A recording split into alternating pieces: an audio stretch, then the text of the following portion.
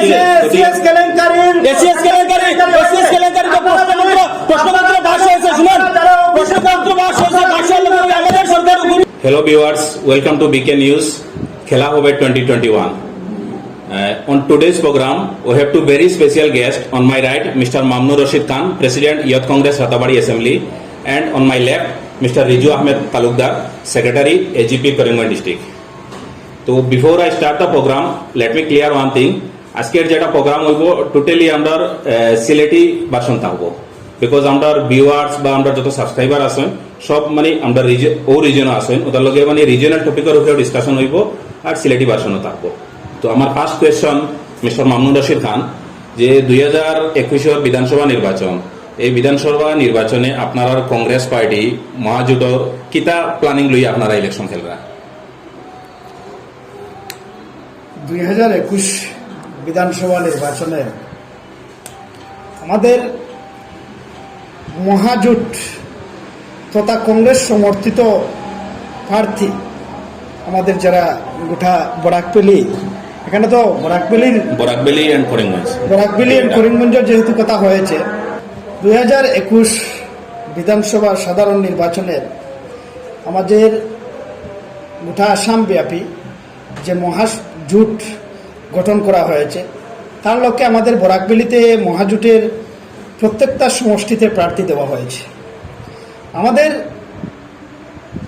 প্রধান লক্ষ্য হচ্ছে আমাদের প্রার্থীরা কেন আমাদের প্রার্থীকে ভোট দেবেন, কেন আমরা মহাজোটের প্রার্থীরা জিতবেন, তার উপরে যেহেতু আপনি প্রশ্ন করেছেন, তো আমি একটা কথা নির্দ্বিধায় বলতে পারি যে আমাদের মহাজোটের যারা প্রার্থীরা আছে, আপনারা বিশেষ করে বরাকবেলিতে যদি দেখেন, বরাকবেলির মধ্যে আমাদের করিমগঞ্জ, হাইলাকান্দি এবং শিলচর, এই তিনটা ডিস্ট্রিক্ট যদি আপনারা পর্যালোচনা করেন, আপনারা দেখেন, তাহলে একটা জিনিস দেখতে পারবে, গোটা বরাকবেলির মানুষে কিন্তু পরিত্রাণ চাইছে। বিশেষ করে আমরা গুরুত্ব দেব, আমরা মানুষের কাছে ওইটুকুই আবেদন করব, এইটুকুই বলবো, আপনি যদি শান্তি সম্প্রীতির কথা চিন্তা করেন, বর্তমান পরিস্থিতিতে বরাকবেলিতে শান্তি, সম্প্রীতি, ঐক্য, ভালোবাসা, এই যে শব্দ নিয়ে আমরা এই বরাকবেলিতে আছি, সেই যে ভাষাগুলা, মধুর ভাষাগুলা আজকে কিন্তু আমরা দেখতে পাচ্ছি না। মানুষের মধ্যে নাই সমতা, মানুষের মধ্যে নাই ঐক্য, না মানুষের মধ্যে নাই ভালোবাসা।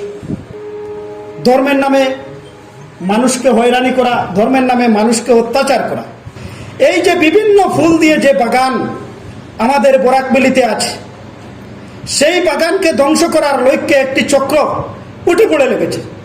তার বিরুদ্ধে প্রতিবাদ করতে গিয়ে আমাদের মহাজোটের প্রথম কাজ হবে সেই শক্তিকে উৎখাত করা। আপনারা আরো বহুত কথা আছে, বললে শেষ হবে না, আমাদের কাছে অনেক কথা আছে, আমরা বলবো, আপনি আরো প্রশ্ন করলে আমি উত্তর দেবো। ধন্যবাদ মামনুর রশিদ।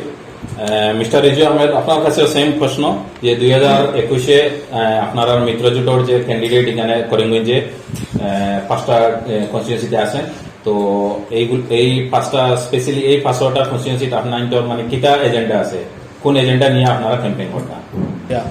আমরা সেখানে ডেভেলপমেন্টের ইস্যুগুলো, ডেভেলপমেন্ট নিয়ে বেশি আমাদের মানুষের সামনে দুয়ারে দুয়ারে আমরা যাওয়ার চেষ্টা করছি। সাম্প্রদায়িক অপশক্তি আপনারা দেখছেন বিগত দিনে অনেকটা হ্রাস হয়েছে। এবং আপনি এই করিমগঞ্জ ডিস্ট্রিক্টের কথা বলছেন? করিমগঞ্জ ডিস্ট্রিক্টে, মানে আগর টার্ম থেকে এই যে লাস্ট 5 বছর অনেক কম হয়েছে, যেটার তুলনা হয় না। আজকে উন্নয়নও যথেষ্ট হয়েছে। যে উন্নয়নের রাজনীতি আমরা করিয়ার, আমরা মানে যে স্লোগান আছে সবকা সাথ সবকা বিকাশ, বা আমরা মিত্রজোটের সরকারের, সেই মতে আমরা কাজ চলে। এই উন্নয়ন বলতে কিতা হয়েছে, যথেষ্ট উন্নয়ন হয়েছে। আপনারা দেখছেন এই করিমগঞ্জ, এই বরাকবেলি, যেহেতু বরাকবেলি ভিত্তিক, এই বরাকবেলি দীর্ঘ বৎসর থেকে, আজকে দেবগৌড়া যখন প্রাইম মিনিস্টার ছিলেন তখন থেকে বরাকবেলিকে ললিপপ দেওয়া হচ্ছিল যে এখানে ব্রডগেজ আসবে, এখানে মিটার গেজের পরিবর্তে ব্রডগেজ আসবে, ব্রডগেজের উদ্বোধন করা হয়েছিল। দীর্ঘ বৎসর টালবাহানার পর মানে ব্রডগেজ আসা আর হয় না বরাকের জন্য।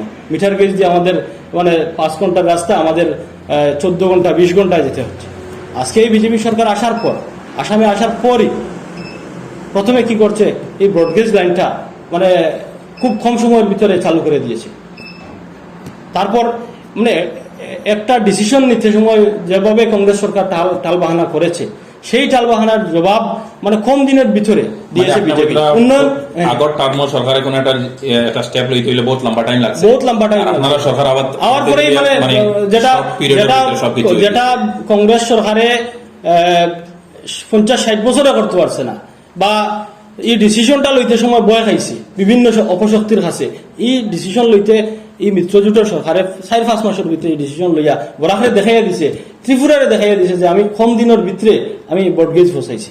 কিন্তু আপনার বিপক্ষের প্রতিনিধি বৈতরা এই ফার্স্ট ক্লাস পেপার মিল, কথা হলো সুগার মিল, এগুলা তো বন্ধ হয়েছে, আপনারা পারবো খুব মানে এই বাইয়ে যে কইছেন আমার প্রতিপক্ষের বাই যে খুব ভালো কথা কইছেন, যে আমি মনে করি আর তার বোঝা উচিত ছিল মিত্রজোটের সরকার আসামও 5 বছর হয়েছে, 5 বছর পূর্ণ করে, এখন এর মধ্যে 1 বছরের মতো কোভিড সমস্যা মানে মহামারীতে গেছে। কিন্তু এই 4 বছরের ভিতরে একটা গভর্নমেন্ট যখন মানে মিত্রজোটের সরকার যখনও আইছে, যখন মানে সরকার এখানে গতিত বইছে আসামও, তখনও দেখা গেছে এই ফার্স্ট গ্রাম পেপার মিলটা মরে গেছে, বন্ধ হয়ে গেছে চিরতরে।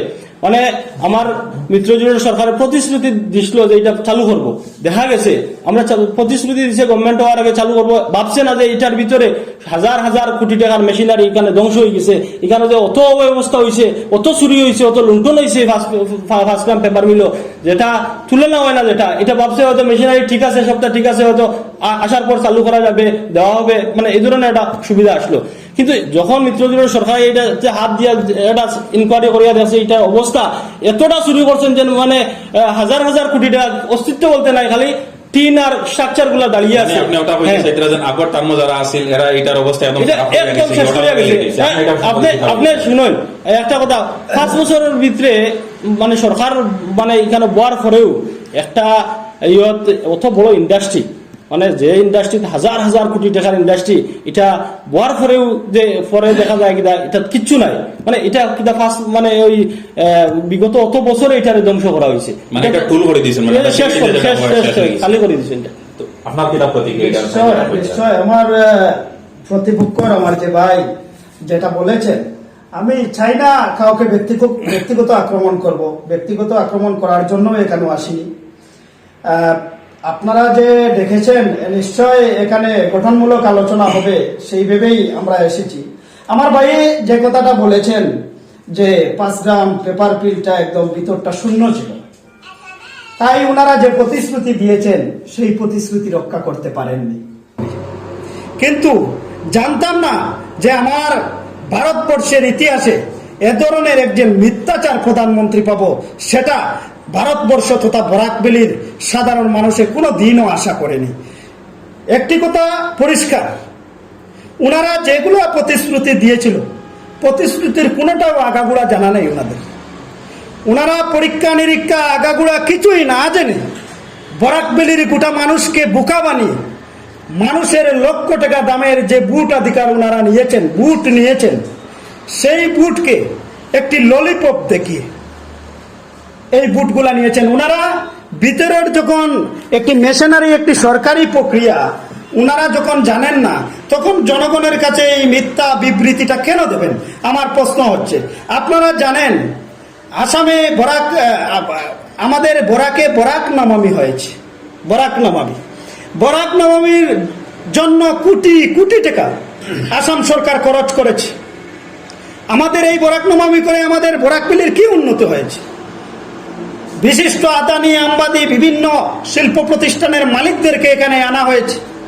কি জন্য আনা হয়েছে আমরা পরে বুঝতে পারলাম যে বরাক নবমী কিসের জন্য বরাকবেলিতে করা হয়েছে।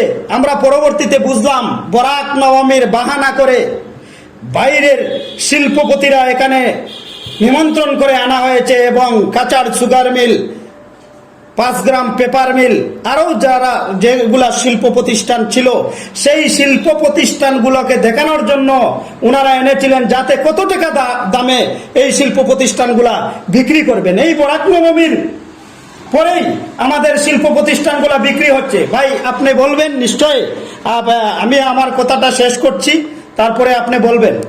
আজকে আপনি দেখেন একটি কথা, ওনারা বিভিন্ন সময়, এই যে আমার ভাই একটা বলেছিলেন 5 বছরের মধ্যে 1 বছর করোনা মহামারীতে চলে গিয়েছে, অত্যন্ত দুঃখজনক ঘটনা।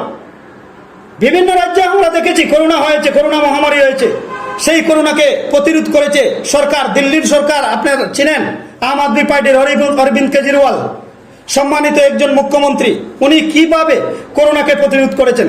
আমাদের আসাম সরকার দেখা গিয়েছে এই করোনাকে প্রতিরোধ করতে গিয়ে আমাদের আসামের যারা কোটিপতিরা ছিলেন, আমাদের সংখ্যালঘু উদ্দেশ্যতর যারা উদ্যোগপতি ছিলেন, ওনারা কোটি কোটি টাকা চাঁদা দিয়েছেন। আমরা চাঁদা দিয়েছি, করোনার নামে কয়েক কোটি টাকার কেলেঙ্কারি হয়েছে আসামে। আমরা সেই কেলেঙ্কারির তদন্ত চাই।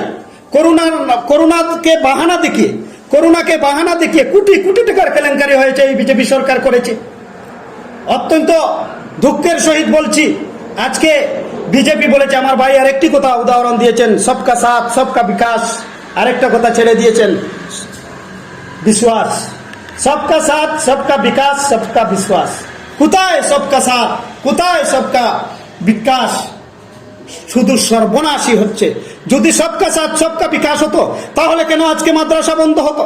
কেন আজকে শুক্রবারের মাদ্রাসা, মসজিদ মাদ্রাসা বন্ধ রবিবারে কেন নেওয়া হলো? কেন আমাদের ইসলাম ধর্ম মতে আমাদের 3 তালাক যেটা প্রথা রয়েছে, আমাদের মধ্যে রয়েছে প্রথা, সেই প্রথাগুলা আমাদের কোনো মহিলারা যদি কোনো ভুল করেন তাহলে প্রথম মাসে 1 তালাক দেওয়া হয়, আবার 1 মাস সময় দেওয়া হয়, পরের মাসে আবার 1 তালাক দেওয়া হয়, আরো 1 মাস সময় নেওয়া হয়, পরের মাসে আরো তালাক দেওয়া হয়। এইভাবে আমাদের একটি প্রথা রয়েছে সংবিধান মতে। এই প্রথাকে বরখাস্ত করা হয়েছে, আমাদের সংবিধানের উপর আঘাত আনা হয়েছে, আমার ইসলাম ধর্মের উপর আঘাত আনা হয়েছে। আরেকটি কথা আপনাকে বলছি, আপনি শুনে নিন। ওনারা যদি এইভাবে বিশেষ করে মুসলিম মানুষদেরকে টার্গেট করে বারবার মুসলিম মানুষদের উপর বিতর্কিত আইন এনে মানুষকে লাঞ্ছিত বাঞ্ছিত করার যে চিন্তাধারা চলছে, এই সরকার সবকা সাথ সবকা বিকাশ কোথায় করেছে?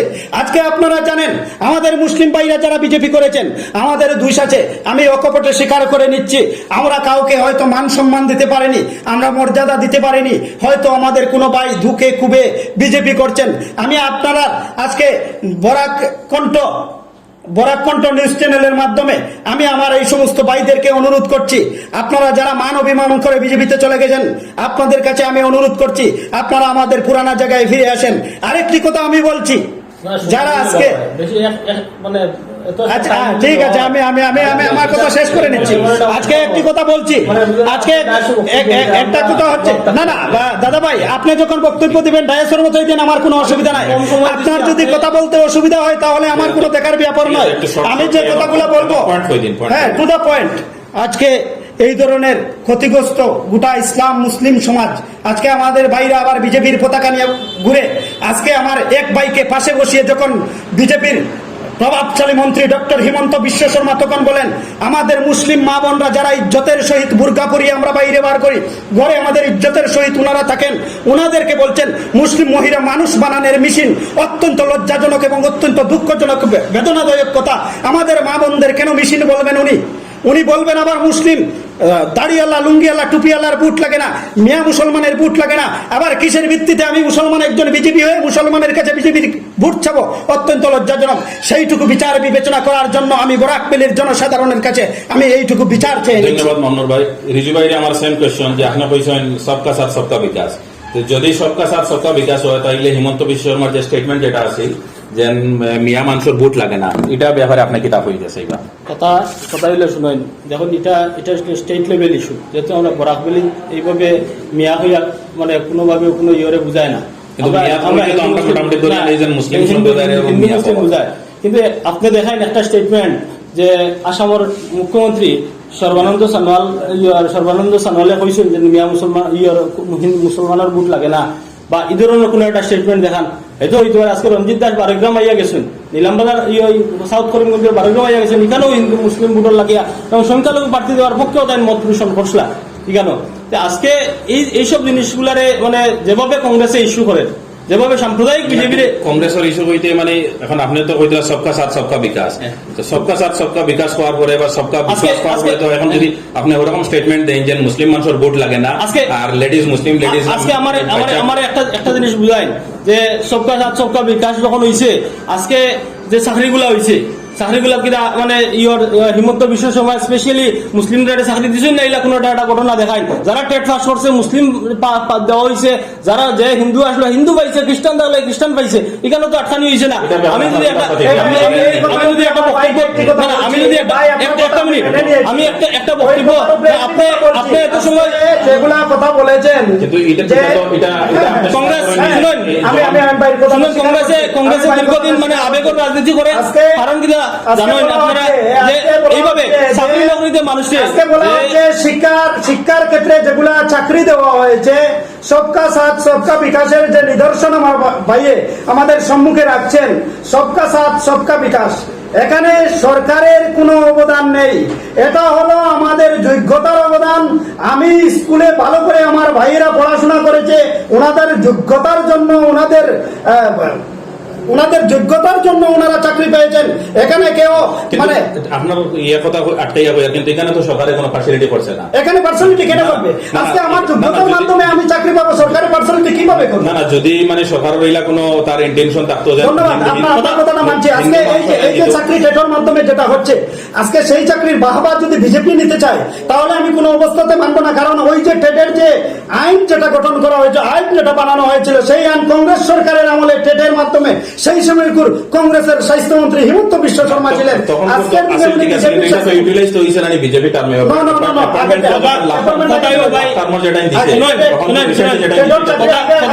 হিমন্ত বিশ্ব শর্মা কংগ্রেসে থাকলে একজন মহাপুরুষ মুসলমানের কাছে আর বিজেপি তাই গেলে মানে মানে খারাপ হয়ে গেল কথাটা হইলো কি জানেন মানে কংগ্রেস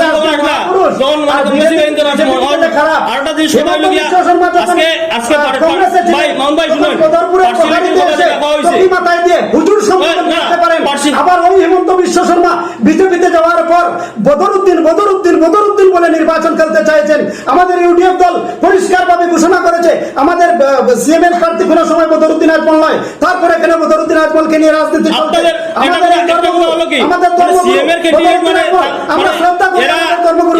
এরা অতটুকু নিচে নামছে যে কংগ্রেস যারা এরা বদরুদ্দিনের মতো মানুষকে সিএম প্রজেক্ট করতে পারেন না মানে এরা আবার নিরপেক্ষ দেখায় অসাম্প্রদায়িক দেখায় কথাটা হইলো কি বদরুদ্দিনের কথা যখন ইস্যু হয়েছে একটা যখন ইউডিএফ আসামও ফার্স্ট লঞ্চ হয়েছিল তখন তো আপনার আর সিএম কংগ্রেস বদরুদ্দিন কইছে আজকে তাই আবার বলাগুলো করা বদরুদ্দিনে বলা হইছে বদরুদ্দিনে বলা হইছে আমি পয়েন্ট পাই আমার পয়েন্ট পাই যদি আমার প্রাক্তন মুখ্যমন্ত্রী প্রয়াত মুখ্যমন্ত্রী তরুণ গগৈ সাহেব বলেছিলেন হুইজ বদরুদ্দিন আজকে হুইজ বদরুদ্দিন সেই সময় বলেছিলেন যে সময় বদরুদ্দিন আজমলের অস্তিত্ব ছিল না আজকে আমি কোন বিধায়ক নয় কোন এমএলএ নয় হুইজ মামুন বলতে পারে আমি যখন বিধায়ক হব এমএলএ হব কোন মানুষ আমাকে হুইজ মামুন বলতে পারবে না আজকে বদরুদ্দিন এই মতো শক্তিশালী একজন নেতা তাকে কিভাবে আমি হুইজ কথা হলো কি ভাই মানে হুইজ বদরুদ্দিন তান চিফ মিনিস্টার যে তরুণ গগৈ কইছেন যখন কইছেন বদরুদ্দিন তাইনো আমার বাউন ভাই স্বীকার করে যে বদরুদ্দিনের তখন অস্তিত্ব আসলে না আজকে যখন তেতো কংগ্রেসও অস্তিত্ব বানাইয়া দেওয়ার পরে দাম থাকে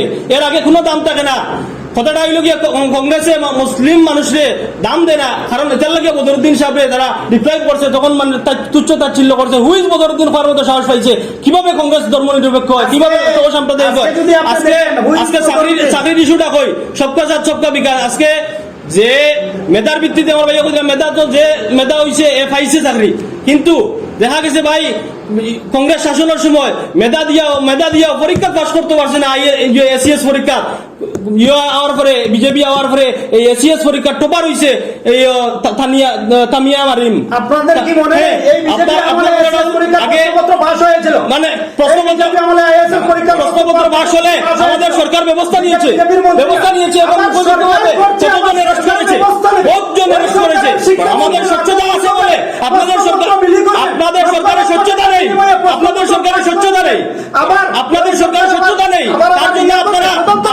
আপনারা এসএস পরীক্ষায় মানে টাকা নিয়ে আপনারা দিয়ে ওই চাকরি দিয়েছেন কারণ আবার বিজেপি শাসনে স্বচ্ছভাবে মুসলিম যেভাবে পেয়েছে হিন্দুরা পেয়েছে খ্রিস্টানরা পেয়েছে বুদ্ধরা পেয়েছে আমাদের সরকারের আমলে মানুষকে সুকারণ মাংস ভক্ষণ করানো হয়নি আমাদের সরকারের আমলে মাদ্রাসা বন্ধ করা হয়নি আমাদের সরকারের বিল বন্ধ করা হয়নি রবিবার সরকারি মাদ্রাসা আমরা কংগ্রেস আমরা চাই আমি সব জবাব দিচ্ছি। হিন্দু মুসলিম বৌদ্ধ খ্রিস্টান মণিপুরি সর্বধর্ম আমি সেই দল হচ্ছে আমি সবটির একটা করে সবটা একটা শান্ত হন। আপনি কথার উপর কথা বলে ঘটনাকে আড়াল করতে পারবেন না। আপনি বলছেন মুসলিমদেরকে তুচ্ছ তাচ্ছিল্য করা হচ্ছে, সাম্প্রদায়িক সম্পত্তি বোঝা না না সাম্প্রদায়িক সম্পত্তি আপনি বিপিএফ এর সময় আপনাদের নির্যাতন করা হচ্ছে। আমার মুসলিম ভাইদের নাম জিজ্ঞেস কথা বলতে না দিলে আপনি যদি সাইলেন্টলি কথা শুনতে না পারেন তাহলে আমার কিসের জন্য নিয়ে এসেছেন? এই সমস্ত কেন হবে? মামুন ভাই আজকে আপনি বলেছেন মুখ্যমন্ত্রীর কোনো বক্তব্য আছে কিনা? আমি বলছি ওই সরকারের গুরুত্বপূর্ণ দায়িত্বে বলিষ্ঠ মন্ত্রী ডক্টর হিমন্ত বিশ্ব শর্মা, ওই সরকারের হুজারি বিধায়ক শিলাদিত্য দেব, ওই সরকারের সানুয়া গুন্ডা, আমার কি কথা হইলো একটা টপিকস মানে আউরি গেলে প্রত্যেকটা ইস্যু ভিত্তিক কথা আছে। মামুন ভাই আজকে এই যে আপনারা যারা নাম বলছেন তারা পার্টিতে কি তো এবার ইলেকশনও তারা কন্টেস্ট করার মতো তারা তো টিকিট পাইছে না কেন ভাই? হিমন্ত বিশ্ব শর্মা জানু পার্টিতে টিকিট পেয়েছে। আর আপনি যে হিমন্ত বিশ্ব শর্মা শিলচর কত আমাদের মুসলিম মহিলারা মানুষ বানানোর মেশিন, অত্যন্ত লজ্জাজনক। ভাই শুনুন, আপনি করাপশন কথা কইছেন, করাপশন কংগ্রেসের টার্ম হইছে, বিজেপির কংগ্রেসের করাপশন হয়েছে, মানুষ আমাদের বিচার করেছে, মানুষ আমাদেরকে সদন থেকে হটিয়েছে। প্রথম আপনি কথা শোনার মানে জন্য রেডি থাকেন, তারপর কথা বলবেন। করাপশন কংগ্রেসের টার্ম আমরা দেখছি, কংগ্রেসের টার্ম এরকম হইছে, পয়সা নদী খালো বিলো পয়সা মানে মানুষ 1000 কোটি টাকা কেলেঙ্কারি হইছে, 1000 কোটি টাকা কেলেঙ্কারি হইছে। আজকে বিলে পয়সা পাওয়া গিয়েছে, আজকে মানুষের কোনো অভাব ছিল না। আজকের দিনে মানুষ পয়সার জন্য হাহাকার করছে, কংগ্রেসের দিনে নদীতে পয়সা পাওয়া গেছে, খালে পয়সা পাওয়া গেছে, রাস্তাঘাটে পয়সা পাওয়া গেছে। বিজেপি টার্ম করাপশন হইছে, এপিএসসি কেলেঙ্কারি রিসেন্টলি আমরা হইছে, এপিএসসি কেলেঙ্কারি, এসিএস কেলেঙ্কারি, এসিএস কেলেঙ্কারি তো প্রশ্নপত্র পাস হয়েছে। শুনুন, প্রশ্নপত্র পাস হয়েছে, পাশের লোক আমাদের সরকার উপযুক্ত ব্যবস্থা নিয়েছে। আপনাদের সময় এসিএস কেলেঙ্কারি হয়েছে, আপনাদের সরকার ব্যবস্থা নেয়নি, আপনাদের ব্যবস্থা নেয়নি। আমরা ব্যবস্থা নিয়েছি, আমরা দেখিয়ে দিয়েছি স্বচ্ছ প্রশাসন কিভাবে চলতে হয়, সেটা দেখিয়ে দিয়েছি আমরা। আজকে আপনারা জানেন, আপনারা যেভাবে বলছেন আমাদের মুসলিম মানুষ হেনস্থার শিকার হয়। আজকে আজকে আমার মুসলিম ভাই এখান থেকে বেঙ্গালুরু যায়, আজকে আমার ভাই এখান থেকে মুম্বাই যায়, যাওয়ার সময় ট্রেনে আমাদের মুসলিম ভাইদের নাম জিজ্ঞাসা করে আমাদের মুসলিম ভাইকে হত্যা করা হয়েছে। আপনারা জানেন আখলাককে মারা হয়েছে, আপনারা জানেন পারভেজ আনসারীকে গাছে বেঁধে লটকিয়ে মারা হয়েছে। ভাই মানুষ পোল্যান্ডে কত হাজার মুসলমান খারাপ মেরেছিল, কংগ্রেস মেরেছিল,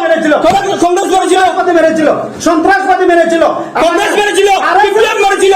আপনার সিদ্দিক আহমেদ, আপনার প্রাক্তন মন্ত্রী, উনি স্বীকার করেছেন, উনি স্টেটমেন্ট দিয়েছেন হায়দ্রাবাদ মহিলাদের সঙ্গে সম্পর্ক ছেদ করতে হবে, উনি বলেছিলেন।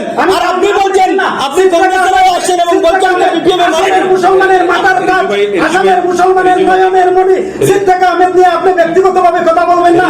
যে সিদ্দিক আহমেদ পোল্যান্ডের মার্ডারের জন্য নিজের অস্তিত্ব মন্ত্রিত্ব ছেড়ে দিয়েছিল, যে সিদ্দিক আহমেদ তার এমএলএ পদ পর্যন্ত ছেড়ে দিতে বাধ্য হয়েছিল, যে সিদ্দিক আহমেদ কংগ্রেসের ছেড়ে দিতে বাধ্য হলেন, কিসের জন্য ছেড়ে দিতে পারলেন? উনার শরীর দল দুর্নীতি করছে বলেই তো ছেড়ে দিতে বাধ্য হলেন উনি। তারপর আবার কোন সাহসে উনি এই দলকে আবার সঙ্গে নিয়ে আবার আসামের গতিতে বসার জন্য দুঃসাহস করলেন? সেই দুঃসাহস তো উনি দেখাতে পারতেন, মুসলমানকে আবেগ দিয়ে রাজনীতি করছেন উনি। সেটা মানুষের জোর গলায় কোনো কথা বলে আপনি আগে যেতে পারবেন না, সেটা আমরা উত্তর হয়েছে আমাদের কাছে। সিদ্দিক আহমেদ আমাদের নেতা, সিদ্দিক আহমেদ জনগণের নেতা, সিদ্দিক আহমেদ মুসলমানের নেতা, সিদ্দিক আহমেদ আমার নেতা। মামনুর ভাইয়ের কোয়েশন হলো কি, সিদ্দিক আহমেদ বড়োল্যান্ডের ঘটনার কারণে তাই মন্ত্রিত্ব ছাড়ছে। তো আপনি মনে করেন নি যে বড়োল্যান্ডের ঘটনার কারণে তাই মন্ত্রিত্ব ছাড়ি দিয়েছেন, বড়োল্যান্ডের ঘটনার সমাধান হয়ে গেছে? বরঞ্চ তাই যদি পাওয়ার থাকতা থাকিয়া এটার বিহিত ব্যবস্থা নিতে, ওটার সমাধান ভালো হইল। তাই যখন পাওয়ারে ছিলেন তখন তাই পাওয়ারে ছিলেন এবং কোনো কিছু করতে পারেননি, ব্যর্থ হয়েছেন। আজকে দুর্ভাগ্যজনকভাবে আবার বিপিএফকে নিয়ে সরকার করছেন উনি, আবার বিপিএফ মুখ্যমন্ত্রী দাবি করছে আসলে উনি একা কুকরাঝারে চলে গিয়ে বীর পুরুষের পরিচয় বীর পুরুষ আমাদের মাথা বীর পুরুষ নয়, কা পুরুষের মাথা উনি বলেছেন বিভিন্ন সভায়, লাঠি নিয়ে বাঁশের খুপা নিয়ে উনি দাঁড়িয়েছেন। বন্দুক করালেন না কেন? গুলি করালেন না কেন? গুলি করালেন না কেন? উনি বাঁশের খোসা দিয়ে দাঁড়িয়েছেন। সেই বীর পুরুষের দরকার তো আমাদের দরকার সরকারের কাছে। যদি মন্ত্রিত্ব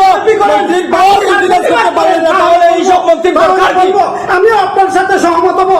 আপনি বিজেপি করেন, আজকে মাদ্রাসা বন্ধ হয়েছে, 3 তালাক বন্ধ হয়েছে, শুক্রবারের মাদ্রাসা আমি বন্ধ হয়েছে। বিজেপি করি না, এজিপি করি আমি। আপনি এজিপি বিজেপি একই কথা ভাই।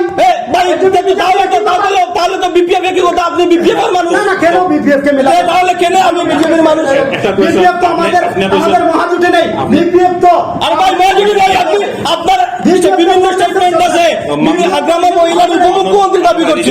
এক মিনিট, আপনি কইছেন এজিপি করেন, এজিপি বিজেপি তো আপনার আর জোট, আর আপনি কইছেন কংগ্রেস করেন, যে বিপিএফ এর টার্ম বড়োল্যান্ড গঠন হয়েছে আজকে, এই বিপিএফ আপনার আপনার মহাজোটের একজন পার্টনার এখন, তো আপনি কিনা কইবা যার টার্ম অত বড় একটা ঘটনা হইল, 40,000 মানুষ মুসলমান রে মারা হইল, 40,000 মুসলমানের সরকারি আজকে গঠবন্ধন করা, আজকে এটা দেখেন, ব্যাপারে আপনার প্রতিক্রিয়া? আমার প্রতিক্রিয়াটা শুনেন, কথা বলার সুযোগ কথা বলার সুযোগ আমরা দিতে, আপনি বেশি কথা আমরা কিভাবে কথা বলবো? যথেষ্ট সুযোগ দেন, যতটা কথা বলবে আমার খবর জবাব আছে আমার আছে। সুযোগ দেওয়া হচ্ছে না। কথা আমার আমাদের বড় ভাই আমাদের এখানে পরিবার। বসে আছেন বিরোধী দলের, আমি ভাইকে শ্রদ্ধা করি, আমরা বড়দের সম্মান করা জানি, আমরা বড়দের শ্রদ্ধা করা জানি, সেই হচ্ছে কংগ্রেসের কালচার। বলতে দেবেন?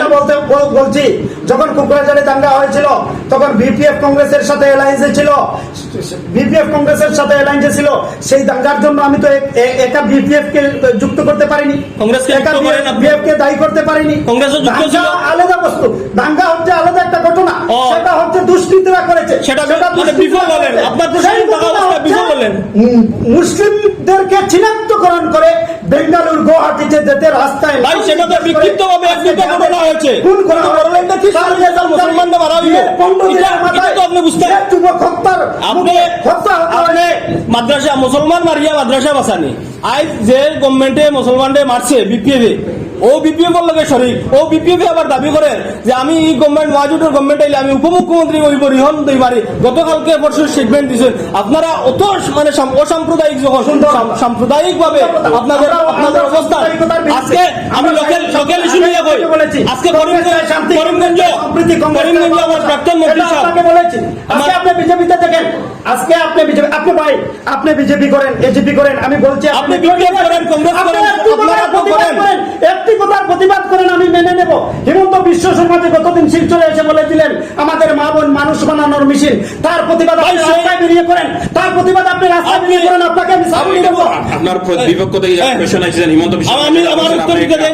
আমি ক্লিয়ারলি শুনছি সেই বক্তব্য যে আপনার দলের আপনার জুটের সুপ্রিমো বদরুদ্দিন আজমল সাহেবে এর দ্বারা দিয়া কইছেন আপনারা যত পারেন বাচ্চা জন্ম দেওয়াইন, এইভাবে যেভাবে কইছেন যে ডালাও ভাবে বাচ্চা জন্ম দেওয়াইন, যে মানে আগ্রাসী মনোভাব লিয়ে যেভাবে ডালাও জন্ম দেওয়ার কথা কইছেন, এটারে কন্ডেম করছেন মানে হিমন্ত বিশ্ব শর্মা কইছেন যে তাই যেভাবে কইছেন মানুষের স্বাভাবিকভাবে যে মানে বাচ্চা কাচ্চা জন্ম ন্যাচারালি সেটা হইতো, যেভাবে বদরুদ্দিন এটা ইস্যু করিয়া করটা এটা করতে না, এটা করলে তো বুঝাদার, এটা করলে তো বুঝাদার মেশিনারি, ইসলাম ওই জিনিসটা কইছেন অপপ্রচার করা এটা পক্ষে বলেছেন, এটা অপপ্রচার করিয়া খাজুল শোনা এবার উন্নয়নের পক্ষে রাজনীতি নেই আমাদের আসামে উন্নয়নের পক্ষে রাজনীতি। সেই ধর্মকে মেনে বদরুদ্দিন বলেছিলেন আমরা কারাম বাচ্চা জন্ম দেব না দেব বিজেপি সরকারকে জিজ্ঞেস করে কি আমাদের বাচ্চা জন্ম দিতে হবে, বিজেপি সরকারকে জিজ্ঞেস করে কি আমাদের স্ত্রীর সাথে রাত্রে শুতে হবে, এই ধরনের নোংরা কথা বলা কেন ওনারা বলেন? মানুষ বানানোর মিশন কেন বললেন? এত কথা জবাব দিয়েছেন। মাদ্রাসা কেন বন্ধ হয়েছে? মাদ্রাসা কেন বন্ধ হয়েছে? আপনি আপনার নামে প্রতিবাদ করুন। এবার বলেন আপনার নামে প্রতিবাদ করুন। রিভিলিং বিল কেন নিয়ে হলো আপনারা রাস্তার নেমে প্রতিবাদ করুন। এনআরসির নেমে লক্ষ লক্ষ কোটি কোটি টাকা কেলেঙ্কারি হয়েছে। আজকে এনআরসিতে আমাদের মুসলমান মানুষের নাম ঢুকে গেছে, আমরা মুসলমান, আমরা ভারতীয় গর্বের সহিত বলি। আজকে বিজেপি সরকার বলছে আমরা 40 লক্ষ মুসলমান মানুষ ঘুষপেটিয়া। এর প্রতিবাদ করুন আপনি রাস্তায় নেমে। আমাদেরকে কোনো ঘুষপেটিয়া বলা হবে? আমাদের এনআরসির নাম ঢুকেছে, এনআরসির নামে লক্ষ লক্ষ কোটি কোটি আপনি টাকা বড়াকের ইস্যুটা কি আমাদের স্টেট বাড়ি আপনি সেন্ট্রাল লেভেলে গিয়া গেছেন। এনআরসির কাজ করতে সবটা জবাব আছে আমরা দিতে পারবো। এখান থেকে আমরা লোকাল ইস্যু তাই না লোকাল ইস্যু তাই এখান থেকে গুয়াহাটিতে যেতে হয়েছে। এই এনআরসি সুন্দর মতো হয়েছে, আবার বিজেপি সরকার বলছে আমি যদি সরকারে আসি তাহলে আবার নতুন ভাবে এনআরসি করা হবে। তার অর্থটা কি মুসলিম মানুষ এনআরসিতে ঢুকে গেছে, আবার এনআরসি করে মুসলিম মানুষকে বাইর করবে?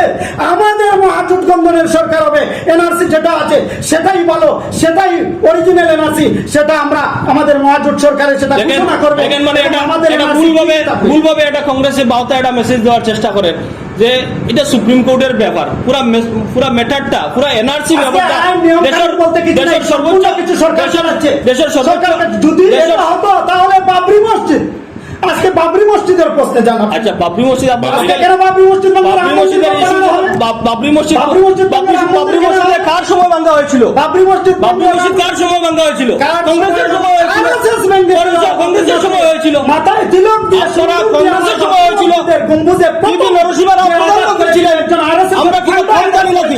প্রধানমন্ত্রী নরসিংহ রাও সেই বিজেপি সাম্প্রদায়িক রাজনীতি করে বিজেপির করে বাবরি মসজিদকে এতদিন দীর্ঘ বছর আটকে রেখেছিল। মুসলমানের আবেগ নিয়ে আর রাজনীতি করা যাবে না।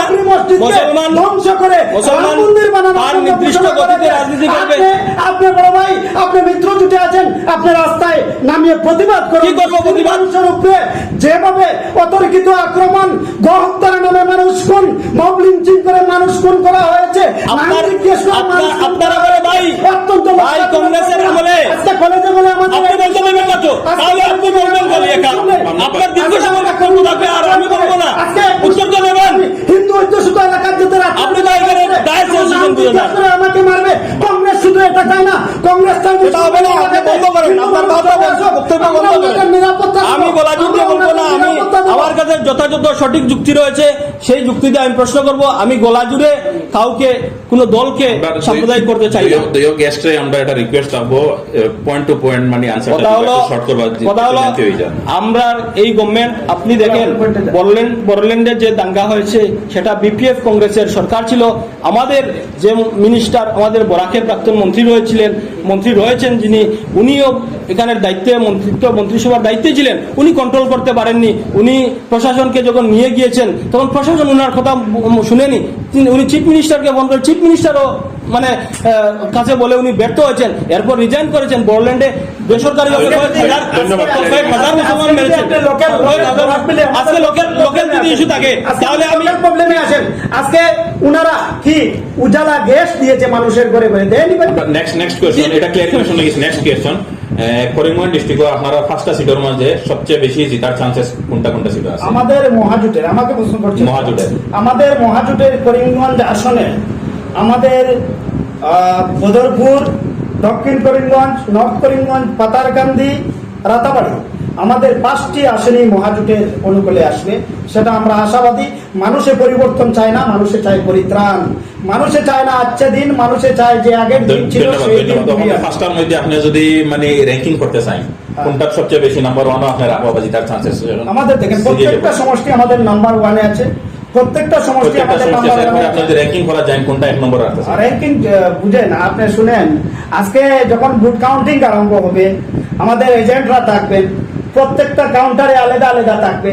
ওনারা যখন বুট গণবে এবং বাইরে অ্যানাউন্স করে শোনাবেন, তখন আমরা র্যাঙ্কিং এ যাব। বুট রয়েছে জনগণের কাছে, জনগণের পাশে। আর আমি যদি এখন বলি আমি এই সমষ্টি আগে জিতবো, এই সমষ্টি পরে যাবে, এত ভুলবো কি হবে না? তো আপনার যদি 100% আপনি কনফার্ম থাকেন যে আমরা ও সিট মানে সবচেয়ে বেশি মানে বুট পাইয়া জিতবো আমরা, যেটা মানে ফিল্ডর যেটা পিকচার, তখন তো আপনি নিশ্চয় হইতে পারবেন। সবচেয়ে বেশি বুট পেয়ে আমরা দক্ষিণ করিমগঞ্জ এবং নর্থ করিমগঞ্জ আমরা জিতবো, সবচেয়ে হাইয়েস্ট বুটে দক্ষিণ করিমগঞ্জ। ধন্যবাদ।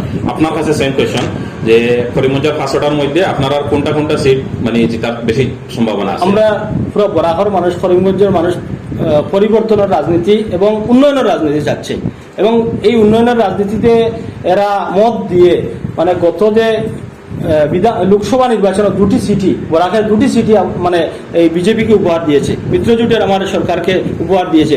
এবং সেই উন্নয়ন হিসেবে যেভাবে উন্নয়ন হচ্ছে গ্রামাঞ্চলে, সেই উন্নয়নের নিরিখে আমার করিমগঞ্জের মিত্রজোটের 5টি আসনেই বিশাল সংখ্যক ভোটে জয়লাভ হবে, এবং দক্ষিণ করিমগঞ্জ সর্বশ্রেষ্ঠ এবং প্রথমে আমার এজিপি যে মিত্রজোটের এই ক্যান্ডিডেট আজিজ আহমদ খান, উনি সবচেয়ে বেশি ভোটে জয়লাভ করবেন করিমগঞ্জ জেলায়। ধন্যবাদ।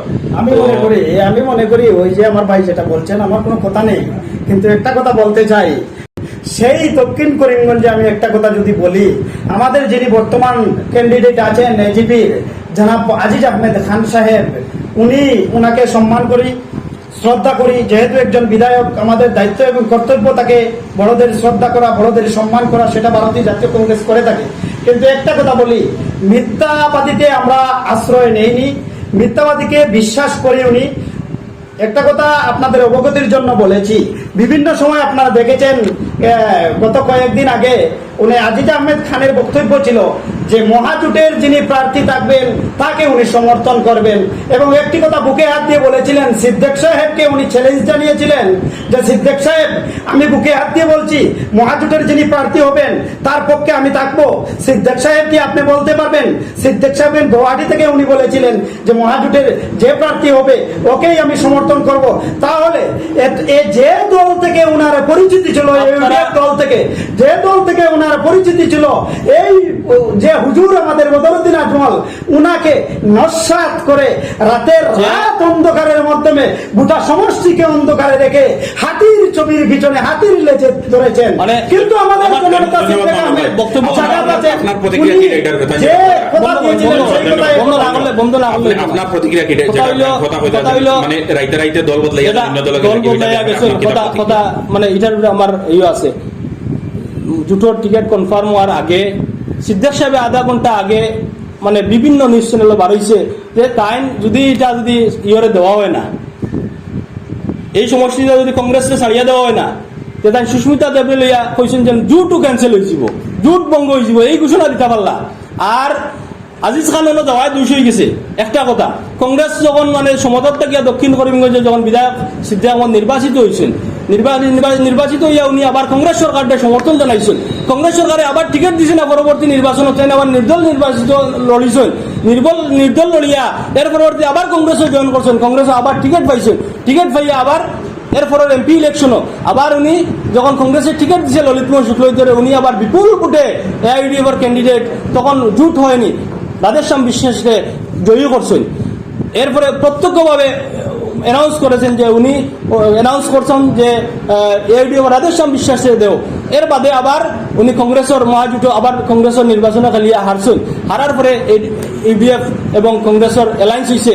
এই অ্যালায়েন্সর লাগিয়া আজকে যখন টাইম যখন কংগ্রেসের লগে আসলা, তখন এই বদরুদ্দিন সাহেবের বিরুদ্ধে কিতা কইছেন? আজ আমার ওই বালিয়া দক্ষিণ করিমগঞ্জ সমষ্টির বালিয়া বিনোদিনী জিপির দাঁড়াইয়া জকিয়ালাত কইছেন বদরুদ্দিন সাহেব, সিদ্দিক সাহেবে কইছেন যে এই বড়োল্যান্ড অস্ত্র আমদানি করছেন মানে মৌলানা বদরুদ্দিন আজমলে। আজ ও মৌলানার দল টিকিট পাইতা করিয়া কত প্রক্রিয়া করিয়া কত নমুনার মানে আমরা মানে অলিখিত ভাবে কত ধরনের কত ইয়ে হয়েছে এটা করিয়া আনতে পারছেন। আর আজিজ খান একবার দল বদলাইয়া অন্য দাওয়াই গিয়া 200 অপরাধ হয়ে গেছে, আর তাই 10 বার দল বদলাইছে।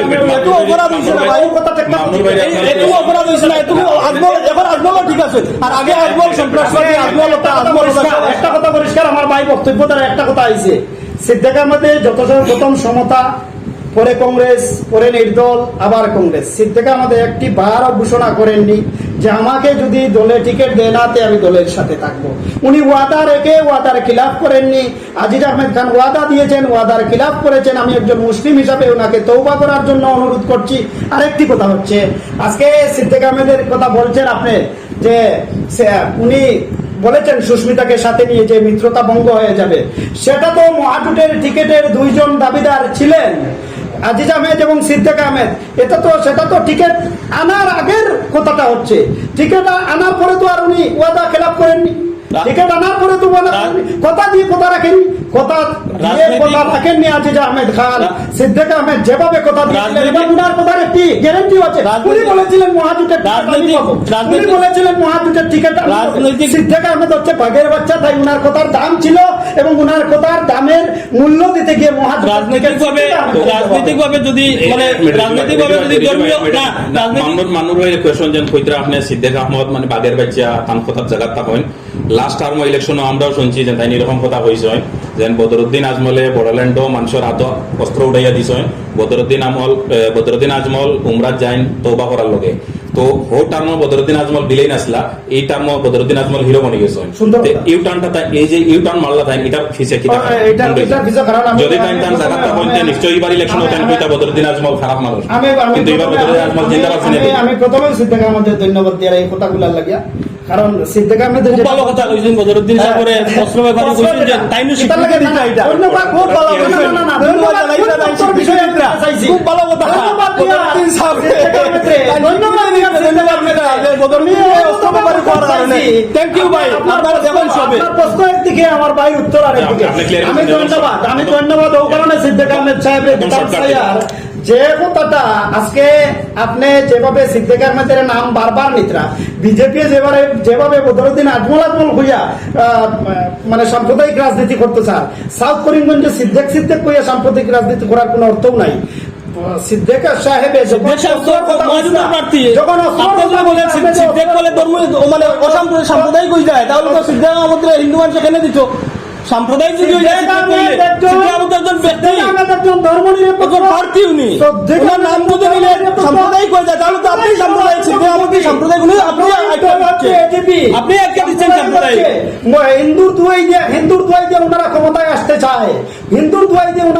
আসতে চায় মুসলমান বদরুদ্দিনের ব্যাপারটা ক্লিয়ার করেন আমি আবার করব এই যে তৌবার ব্যাপার করছেন রাজনীতির প্রেক্ষাপটে আজিজ আহমদ খান যদি তৌবা করার দরকার পড়ে তে সবার আগে দরকার পড়বো সিদ্দিক আহমদ সাহেব তৌবা করার কিসের জন্য কারণ তৌবা একজন মানে টেরোরিস্ট যখন হয়ে যায় বদরুদ্দিন সাহেব সিদ্দিক আহমদের ভাষ্য অস্ত্র ব্যাপারে যখন কইছেন তো টেরোরিস্ট হওয়া হয়েছে বদরুদ্দিন সাহেব সাউথের মাটিতে আইয়া কান্দিছেন বিজেপি সাউথে আইয়া কান্দিছেন ভাই সাউথে আইয়া কান্দিছেন আপনার সিদ্দিক আহমদ তখন ক্লিয়ারিফিকেশন দিছিলেন কোনো কারণে তো ক্লিয়ারিফিকেশন দিছেন না প্রত্যেক সময় দিছেন না কোনো কারণে এখন জুটের প্রার্থী ক্লিয়ারিফিকেশন দিতে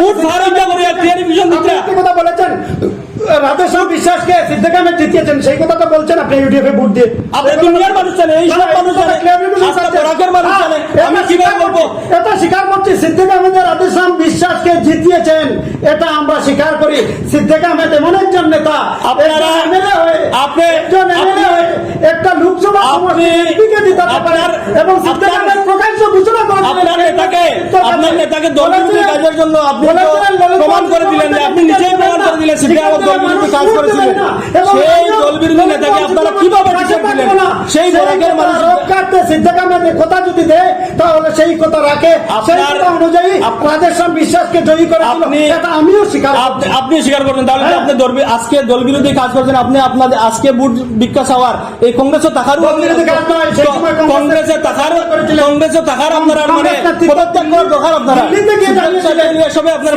আপনারা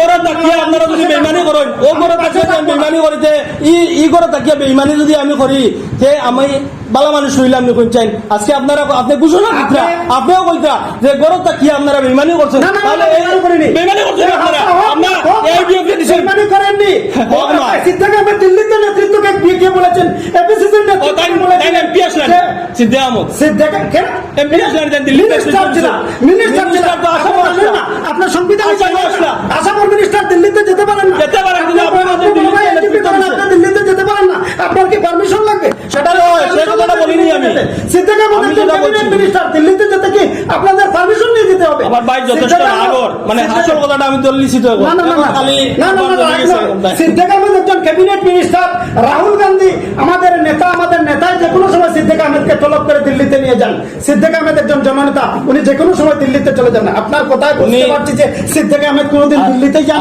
ভাই আপনি অধ্যয়ন আমাদেরকে জ্ঞান দিতে হবে আমরা যথেষ্ট জানি এই বরাক সম্পর্কে ন্যাশনাল আপনি কি জানেন বলেন যথেষ্ট জানি আমরা আজকে তোবার কথা বলছেন আপনারা আগে তোবা করেন আপনারা আগে তোবা করেন বড় করতে পারে কিনা আপনারা কংগ্রেসের বড় করতে বেইমানি করছেন বলে এটা তো তোবা করার দরকার আছে আপনারা আপনি আপনারা বড় তাকিয়া আপনি স্বীকার করছেন বড় তাকিয়া আপনারা ইয়ে করছেন আপনি তোবা করার দরকার আছে আপনারা আগে তোবা করেন বাদে আমার দরকার হইলে রাজনৈতিক প্ল্যাটফর্মের দরকার হইলে আমার আজিজ খান সাহেবকে কইবো আমি কিন্তু আপনারা আগে তোবা করতে লাগবে অন্তর্ভুক্ত অর্জন করে তাকিয়া বেইমানি করে তাকিয়া আমরা কইয়া করছি কইয়া এখানে আমরা কইয়া করছি কইয়া একটা ইয়ে থাকে নি আপনারা আমরা কইয়া করছি বেইমানি নয় সততার সহিত সাহসিকতার আপনারা আবার সততার সহিত লজ্জা করেন না আহমেদ বুক ফুলে করার দরকার থাকতো আপনারা আহমেদের বুক ফুলে যাওয়ার কথা আসলে আপনারা লজ্জা করেন না কংগ্রেস হইতে লজ্জা করেন না আপনারা সিদ্দিক আহমেদ কইছেন সেই কথা রক্ষার্থে রাধেশ্যাম বিশ্বাস ধন্যবাদ মামুর ভাই